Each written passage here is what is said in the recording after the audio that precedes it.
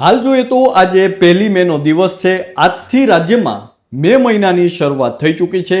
ત્યારે અનેક ખેડૂતોના મનમાં એ પ્રશ્ન છે કે 2026ના ચોમાસાના શ્રી ગણેશ ક્યારે થશે અને ચોમાસા દરમિયાન કેવો વરસાદ પડશે। ત્યારે અમારી સાથેની વાતચીતમાં પરેશભાઈ ગોસ્વામીએ જણાવ્યું છે કે આ વર્ષે ચોમાસું ગુજરાત પહોંચે તે પહેલા જ ફસાઈ જશે અને જૂન મહિનાની આ તારીખ સુધીમાં ચોમાસું ગુજરાત પહોંચશે। આ ઉપરાંત હવામાન વિભાગે પણ આવનારા દિવસોમાં હવે કેવું વાતાવરણ રહેશે તેને લઈને નવી આગાહી જાહેર કરી છે।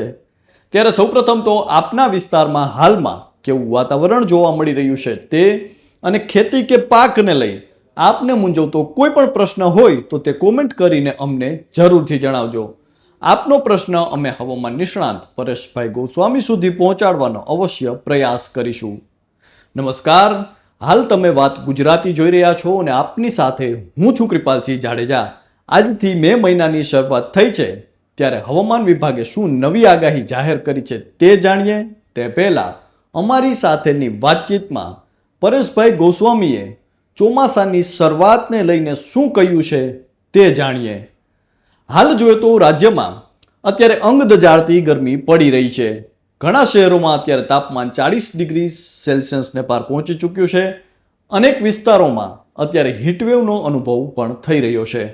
ત્યારે આજથી મે મહિનાની પણ શરૂઆત થઈ ચૂકી છે। ત્યારે અમારી સાથેની વાતચીતમાં પરેશભાઈ ગોસ્વામીએ જણાવ્યું છે કે જૂન મહિનામાં ગરમીનું પ્રમાણ વધી જશે અને ધીમે ધીમે પછી પ્રી મોન્સૂન એક્ટિવિટી પણ તેજ થતી જશે। જોકે નોર્મલ તારીખ કરતાં કેરળની અંદર ચોમાસું કદાચ 2-4 દિવસ વહેલું પહોંચશે। સામાન્ય રીતે 1 જૂને ત્યાં ચોમાસાનો પ્રવેશ થતો હોય છે, પણ આ વખતે ત્યાં 2-4 દિવસ ચોમાસું વહેલું પ્રવેશ કરશે।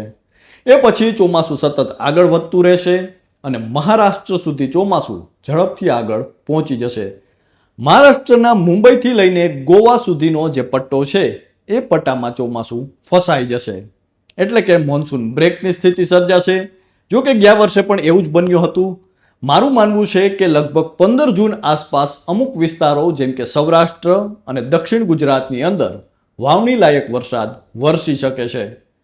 ત્યારબાદ 22 જૂન આસપાસ વરસાદનો બીજો રાઉન્ડ શરૂ થશે અને 22થી લઈને 27 જૂન સુધીમાં સાર્વત્રિક ઓલ ઓવર ગુજરાતને વરસાદનો લાભ મળે અને સારા ચોમાસાની શરૂઆત થાય તેવી શક્યતાઓ છે।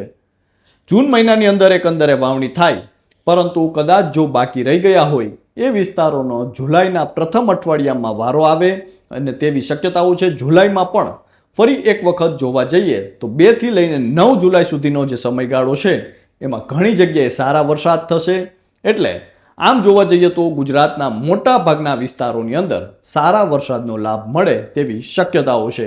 એ પછી એકાદ ગેપ આવે અને ત્યારબાદ 20 થી લઈને 31 જુલાઈ સુધીમાં સાર્વત્રિક એટલે કે ઓલ ઓવર ગુજરાતમાં સારો એવો વરસાદ પડશે। એટલે જૂન અને જુલાઈ મહિનામાં મારી દ્રષ્ટિએ મધ્યમ વરસાદ રહેશે। તો આ તો હતી હવામાન નિષ્ણાંત પરેશભાઈ ગોસ્વામીની આગાહી। હવે હવામાન વિભાગની આગાહી મુજબ જોઈએ તો ઉત્તર પાકિસ્તાન અને તેને અડીને આવેલા કાશ્મીર વિસ્તારમાં 3.1 થી 5.8 કિલોમીટરની ઊંચાઈ પર એક વેસ્ટર્ન ડિસ્ટર્બન્સ ચક્રીય પરિભ્રમણ તરીકે સક્રિય છે। આ ઉપરાંત આ પ્રદેશમાં નીચલા સ્તરે મુખ્યત્વે પશ્ચિમી પવન વાઈ રહ્યા છે। જોકે આગામી અઠવાડિયા દરમિયાન રાજ્યના મહત્તમ તાપમાનમાં મોટા ફેરફારની કોઈ શક્યતાઓ નથી। આગામી 7 દિવસ સુધી સમગ્ર રાજ્યમાં વાતાવરણ સૂકું રહેવાની શક્યતાઓ છે। આ ઉપરાંત હવામાન નિષ્ણાંત અંબલભાઈ પટેલે પણ જણાવ્યું છે કે 6 થી લઈને 10 મે દરમિયાન ગુજરાત સહિત દેશભરના હવામાનમાં પલટો આવશે અને પ્રી મોન્સૂન એક્ટિવિટીની શરૂઆત થઈ જશે। જ્યારે 11 થી લઈને 20 મે દરમિયાન રાજ્યમાં ભારે પવન અને વંટોળ ફૂંકાશે। આ ગાળા દરમિયાન વાવાઝોડા જેવો માહોલ પણ સર્જાય તેવી શક્યતાઓ છે, જેમાં પવનની ગતિ 25 કિલોમીટર પ્રતિ કલાક કે તેથી વધુ રહી શકે છે। આ પછી 15 મે બાદ બંગાળની ખાડીમાં ચક્રવાત સર્જાવાની શક્યતા છે, જે જૂનની શરૂઆત સુધીમાં સક્રિય રહી શકે અને તેવી જ રીતે અરબી સમુદ્રમાં પણ 15 જૂન સુધી વાવાઝોડાની જે ગતિવિધિઓ છે તે જોવા મળી શકે છે। તો આ તો હતી હવામાન નિષ્ણાંત પરેશભાઈ ગોસ્વામીની આગાહી, હવામાન વિભાગની આગાહી અને હવામાન નિષ્ણાંત અંબલભાઈ પટેલની આગાહી। હવામાન નિષ્ણાંત પરેશભાઈ ગોસ્વામીના જણાવ્યા અનુસાર આ વર્ષે છે ખાસ કરીને જ્યારે 1 જૂન આસપાસ કેરળમાં ચોમાસું પહોંચતું હોય છે તેને બદલે 2 થી 4 દિવસ ચોમાસું ત્યાં વહેલું પહોંચશે. ત્યારબાદ ચોમાસું સતત આગળ વધતું જશે, પરંતુ મુંબઈ આસપાસ કદાચ ચોમાસામાં એક મોન્સૂન બ્રેક આવી શકે, એટલે કે ચોમાસું ત્યાં અટકી જશે અને ત્યારબાદ ગુજરાતમાં ચોમાસાનો પ્રવેશ થશે. ખાસ કરીને 15 જૂન આસપાસ રાજ્યના અનેક વિસ્તારોમાં છે વાવણી લાયક વરસાદ પણ થઈ શકે છે. જેમાં જોઈએ તો સૌરાષ્ટ્ર અને દક્ષિણ ગુજરાતમાં વાવણી લાયક વરસાદની પરેશભાઈ શક્યતાઓ વ્યક્ત કરી છે.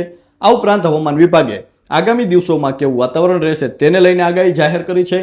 અને ત્યારબાદ હવામાન નિષ્ણાંત અંબાલાલભાઈ પટેલે આગામી દિવસોમાં ખાસ કરીને પ્રી મોન્સૂન એક્ટિવિટી અને વાવાઝોડાની શું શક્યતા છે તેને લઈને આગાહી જાહેર કરી છે. તો હાલ તો બસ આટલું જ. ફરી મળતા રહીશું વાત ગુજરાતી પર.